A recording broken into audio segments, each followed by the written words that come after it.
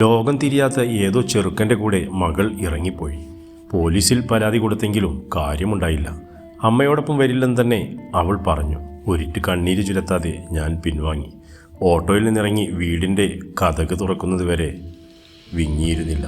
പക്ഷേ കുറ്റിയിട്ടപ്പോൾ നിയന്ത്രിക്കാനുമായില്ല. കൊച്ചുകുട്ടിയെ പോലെ പൊട്ടിക്കരഞ്ഞുപോയി. മകൾക്ക് 18 കഴിഞ്ഞതേയുള്ളൂ. ചെറുക്കന് 22. അവൻ്റെ വീട്ടുകാരും എതിർപ്പ് തന്നെ. എല്ലാ എതിർപ്പുകളെയും കാറ്റിൽ പറത്താൻ അവർ വിവാഹമൊക്കെ രജിസ്റ്റർ ചെയ്തിട്ടുണ്ട്. 40കളിൽ നടന്നു തുടങ്ങിയ എൻ്റെ കാഴ്ചപ്പാടിൽ അതൊരു കുട്ടിക്കല്യാണമായി കരുതാനാവും. ജീവിതം ഇനിയും എത്രമെത്ര സാഹചര്യങ്ങളെ പരിചയപ്പെടുത്താൻ പോകുന്നു. അവർ പഠിക്കും. അമ്മയായിരുന്നു ശരിയെന്ന് തീർച്ചയായും മകൾ തിരിച്ചറിയും. നീ ഇത് എന്തറിഞ്ഞിട്ടാണ്? ഓരോന്നിനും അതിൻ്റെതായ പ്രായമൊക്കെയുണ്ട്. ജീവിതം തമാശയാണെന്നാണ് കരുതിയിരിക്കുന്നത്. അടിച്ച് തൊലിയിരിക്കുകയാണ് വേണ്ടത്. അവൾ ഇറങ്ങിപ്പോകുന്നതിൻ്റെ തലേ ദിവസം ഞാനൊന്ന് ശകാരിച്ചിരുന്നു. തൻ്റെ ആൺസുഹൃത്തിൻ്റെ കൂടെ ബാംഗ്ലൂരിൽ പോയി പഠിക്കണം പോലും. ആ കോഴ്സ് പഠിച്ചാൽ ഉയർന്ന ശമ്പളത്തിൽ ജോലി സാധ്യതയുണ്ട് പോലും. അതിപ്പോൾ എത്ര തന്നെയായാലും വേണ്ട എന്ന് തറപ്പിച്ച് ഞാൻ പറഞ്ഞു. അവൾ ഇങ്ങനെ ഇറങ്ങിപ്പോയപ്പോഴാണ് കുറച്ചുകൂടി മയത്തിൽ ആകാമായിരുന്നു എന്ന് തോന്നുന്നത്. എൻ്റെ മകളെപ്പോലെ ഞാനും ഒറ്റ മോളായിരുന്നു. അവളുടെ അച്ഛൻ്റെ കൂടെ ഞാനും ഇങ്ങനെ ഇറങ്ങിപ്പോയതാണ്. വിത്ത് ഗുണമെന്ന് നാട്ടുകാർ ഇപ്പോൾ പറയുന്നുണ്ടാകും. ഒരു പുരുഷൻ്റെ യാതൊരു സ്ഥിരതയുമില്ലാത്ത വാഗ്ദാനങ്ങൾ മലർന്നു വീഴുന്ന പെണ്ണിൻ്റെ മനസ്സ് എനിക്ക് നന്നായി അറിയാം. ഭ്രാന്തമായി സ്നേഹിക്കുന്നവരെക്കുറിച്ച് ആരൊക്കെ എന്തൊക്കെ കുറവുകൾ പറഞ്ഞാലും വിശ്വസിക്കാൻ പറ്റില്ല. അവൻ എന്നെ ചതിക്കുമെന്ന് അമ്മയാണ് പറഞ്ഞത്. ശരിയായിരുന്നു. മോൾക്ക് 4 വയസ്സാകുമ്പോഴേക്കും അയാൾ എന്നെ ചതിച്ചു. വിശ്വസിച്ച് കൂടിയവരുടെ മുന്നിൽ നിന്ന് അപ്രത്യക്ഷമാകാനിടത്തോളം ചതി മറ്റെന്താണല്ലേ. ആത്മഹത്യ ചെയ്യാതിരുന്നത് മകളെ ഓർത്ത് മാത്രമാണ്. അവളെ ഭദ്രമാക്കണമെന്ന് പിന്നീട് തലയിലുണ്ടായിരുന്നുള്ളൂ. അതിനായി നാണമില്ലാതെ ഞാൻ എൻ്റെ വീട്ടിലേക്ക് തന്നെ തിരിച്ചു. അച്ഛന് വലിയ സന്തോഷമായിരുന്നു. അമ്മ മരിച്ചുപോയെന്ന് പറയുമ്പോൾ ആ കണ്ണുകൾ നിറഞ്ഞിരുന്നു. കലങ്ങിയ നെഞ്ചുമായി ഞാനത് തുടച്ചു.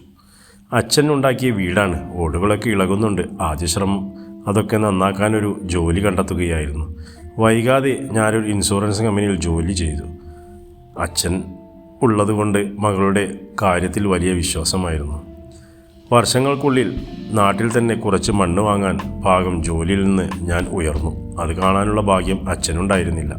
പുതിയ മണ്ണിലൊരു വീട് വരുന്നുണ്ട്. മകളോടൊപ്പം സുഖമായി ജീവിക്കാൻ പണിയുന്ന സ്വർഗമാണത്. വലുപ്പം കൊണ്ടല്ല, ആഗ്രഹത്തിൽ. കടന്നു പിടിക്കാൻ ശ്രമിച്ച എല്ലാ മോഹങ്ങളെയും തള്ളിക്കളഞ്ഞ് ഞാൻ നിർമ്മിക്കുന്ന കൊട്ടാരമാണത്. മകളുടെ വിവാഹം ഒരു രാജകുമാരിയുടെ എന്ന പോലെ അവിടെ വെച്ച് നടത്താനായിരുന്നു മോഹം.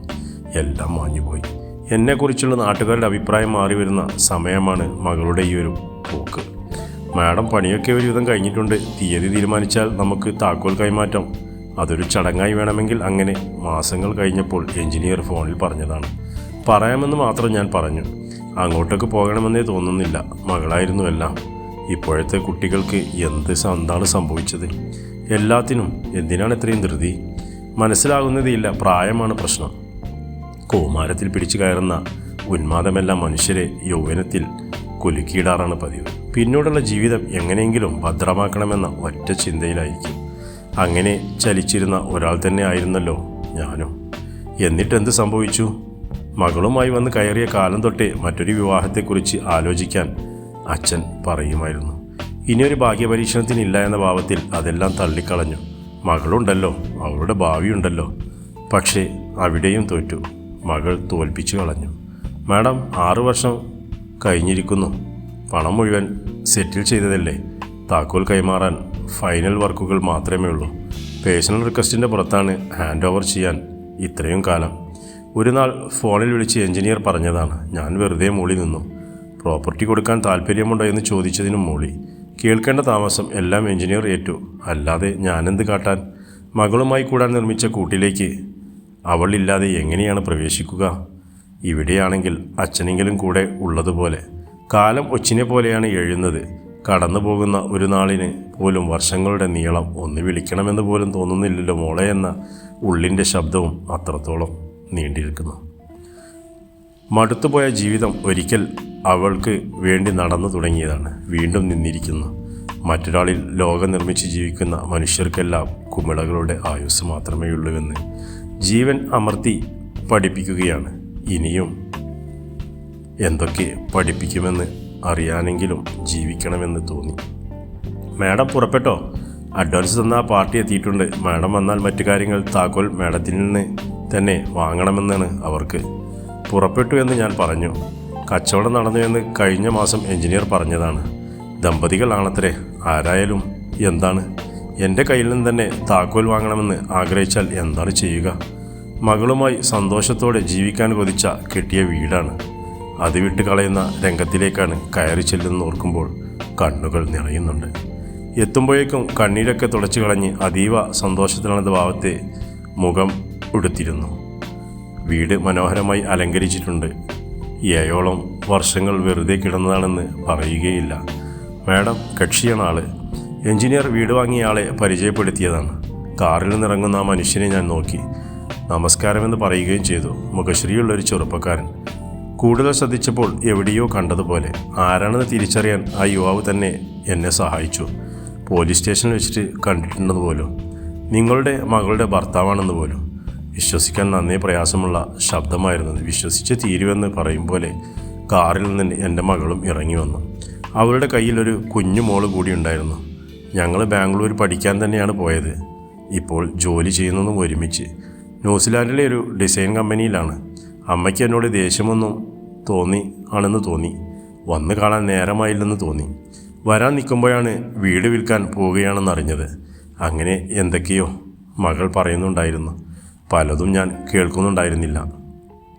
തലയിൽ തിരുത്തലുകൾ സംഭവിക്കുകയാണ്. എത്രയോ വിശാലമായ വിവരസാങ്കേതിക ലോകത്തെ വളരുന്ന പുതിയ തലമുറകളെ അടച്ചാക്ഷേപിക്കുന്നതിൽ യാതൊരു അർത്ഥവുമില്ല. നമ്മളെക്കാളും മികച്ച ജീവിത കാഴ്ചപ്പാടുകൾ ഒരുപക്ഷെ അവരിലായിരിക്കും കൂടുതൽ. എന്തെന്നാൽ നമ്മുടെയൊക്കെ ഊഹത്തിനും അപ്പുറത്തേക്ക് മനുഷ്യൻ ലോകത്തെ കിട്ടുകയാണ്. അപ്പോൾ സ്വാഭാവികമായും ജീവിതവും മാറും. ബുദ്ധിയുടെ വികാസവും പ്രായത്തിൻ്റെ ചങ്ങലകളും മാറും. ഒപ്പം സഞ്ചരിക്കാൻ പറ്റാത്ത തലമുറകൾക്ക് മാത്രം ഇതൊന്നും യോജിക്കാൻ സാധിക്കില്ല. മാതൃകയാക്കാൻ പറ്റുന്നതും പറ്റാത്തതുമായ മനുഷ്യരുടെ ചെയ്തികൾ എല്ലാ കാലത്തും ഉണ്ടായിട്ടുണ്ട്. എല്ലാവരും അവരവരുടെ കാലത്തെ ഓർത്ത് വെറുതെ കോൾമയർ കൊള്ളുന്നു. എല്ലാം ഭദ്രമാക്കിയ ശേഷമാണ് ജീവിക്കേണ്ടെന്ന ചിന്തയിൽ ഇറങ്ങിപ്പുറപ്പെടുന്നവർ പരസ്പരം മുട്ടാതെ പാഴുകയാണ്.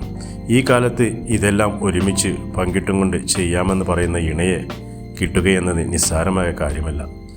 എങ്ങനെ ജീവിക്കണമെന്ന ധാരണ എൻ്റെ മക്കളിൽ കൃത്യമായി ഉണ്ടായിരുന്നു. തിരിച്ചു കിട്ടിയ അവരോട് സ്നേഹമല്ല, ആ നേരം ബഹുമാനമാണ് തോന്നിയത്. അമ്മ എന്താണൊന്നും മിണ്ടാത്തത്? ചിമ്മാത്ത കണ്ണുകളുമായി സ്തംഭിച്ചു നിൽക്കുന്ന എന്നോട് മകൾ ചോദിച്ചതാണ്. എങ്ങനെ മിണ്ടാനാണ്? അവളുടെ പള്ളയിലിരിക്കുന്ന കുസൃതിയുടെ കൃഷ്ണമണികളിൽ ഞാൻ വീണ് പോയിരിക്കുകയല്ലേ. ആ പിഞ്ചിനെ എടുത്ത് മുഖമുരസി ഉയർത്താനായി കൈകൾ വെമ്പി നിൽക്കുകയല്ലേ.